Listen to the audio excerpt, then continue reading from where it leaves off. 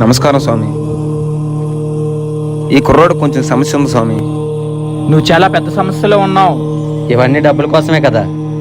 ఇప్పుడు నేను చెప్పిన వాటిలో ఒకటి తప్పైనా నువ్వు నాకు ఒక్క రూపాయి కూడా ఇవ్వద్దు.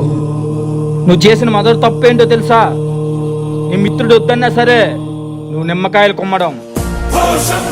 నీ కలలో వచ్చిన వ్యక్తి చావు కారణం కోసమే కదా నువ్వు ఎంత దూరం వచ్చావు. ఇంకా చెప్పమంటావా? అర్ధరాత్రి పంట పొలాల్లో పరిగెత్తిన విషయం మర్చిపోయావా? స్వామి, వాడి గురించి వదిలేయండి. మీరే ఏదో పరిష్కారం చెప్పండి. రేపు అమావాస్య. నేను చెప్పినట్టుగా చెయ్యండి. సరే స్వామి. రాత్రి 12 గంటలకి నిమ్మకాయలు మెట్టిన చోటే పూజ జరగాలి. ఈ పూజ సమీపంలో వాడు నేను తప్ప ఇంకెవరున్నా వాళ్ళ ప్రాణాలకే ప్రమాదకరం.